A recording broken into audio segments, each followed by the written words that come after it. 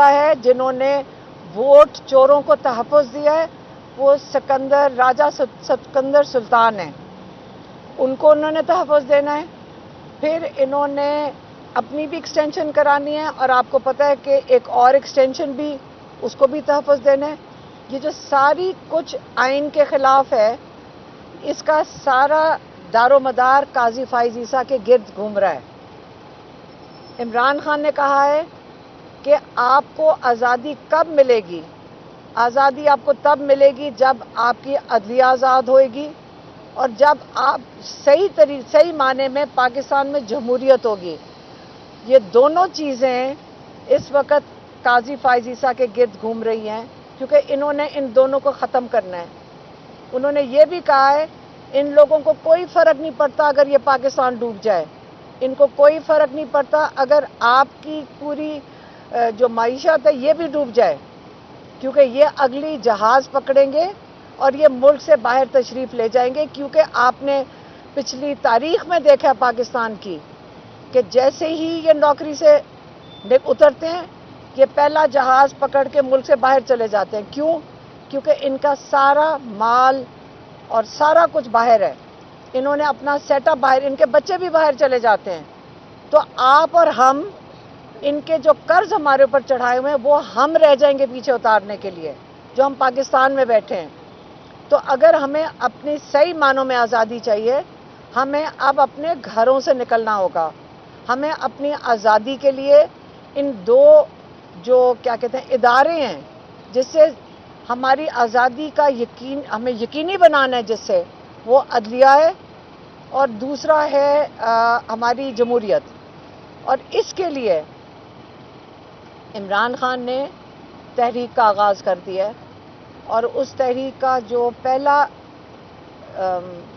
دن ہے وہ کل ہے اور وہ پنڈی سے شروع ہوگا، لیاقت باغ سے شروع ہوگا کیونکہ انہوں نے بالکل اجازت نہیں دینی. آپ کو پتہ ہے کہ پچھلا پورا سال عمران خان کے کہنے پہ آپ انتظار کرتے رہے کہ حکومت این او سی دے دے گی پھر ہم جلسہ کریں گے. انہوں نے اس چیز کا تماشا بنا دیا. انہوں نے ہر مویشی منڈی میں آپ کو اجازت دی شہر کے باہر، اور مویشی منڈی میں اس لیے اجازت دی کیونکہ یہی آپ کے بارے میں ان کا خیال ہے کہ آپ اسی قابل ہیں کہ آپ پاکستان کے مویشی ہیں اور آپ کو مویشیوں کے ساتھ یا مویشیوں کی جگہ آپ کو جمع کیا. پھر یہ چاہ رہے تھے کہ مویشی منڈی میں دے دیں. خان صاحب نے کہا کیونکہ انہی کے مشورے پہ مویشی منڈی ڈال دیا انہوں نے درخواست میں. خان صاحب نے کہا بالکل نہیں، آپ سارے جائیں گے لیاقت باغ، یہ ہمارا آئینی حق ہے، آپ کو آئینی اپنا حق استعمال کرنے کے لیے کوئی نہیں روک سکتا. آپ کے آئین نے آپ کو تحفظ دیا ہے، کوئی انسان نہیں آپ کو روک سکتا. آپ یا تو جا کے آئین ختم کر دیں، ایبروگیٹ کر دیں، اور آپ کہیں گے یہاں ماشاء اللہ لگ گیا، آپ کے سارے حقوق ختم ہو گئے، پھر آپ کو میرے خیال میں پھر آپ نہیں جا سکتے کہیں پہ بھی. جب تک آپ کا آئین آپ کے پاس موجود ہے آپ اپنا حق استعمال کر سکتے ہیں. اور انشاءاللہ کل ہم بھی شامل ہوں گے. کل یہاں پہ عمران خان کے 2 کیسز ہیں، کل ہمیں یہاں 2 کیسز کے لیے آنا پڑے گا. اس کے بعد ہم بھی شامل ہوں گے لیاقت باغ میں احتجاج میں. اگر یہ این او سی نہیں دیتے، انہوں نے کیونکہ کنٹینر آپ کو پتہ ہے لاہور میں کیا کیا تھا، انہوں نے اجازت دی رات کو 9-10 بجے جا کر تاکہ آپ اس کا بندوبست نہ کر سکیں. تکلیف کس کو ہونی تھی؟ عمران خان تو جیل میں بیٹھے، ان کو تو تکلیف نہیں ہوئی. کس کو تکلیف ہوئی؟ لوگوں کو جو دور دور سے چل کر آ رہے تھے، 4-5 کلومیٹر چل کے آ رہے تھے. بتیاں بند کر دیں، ساؤنڈ بند کر دیا.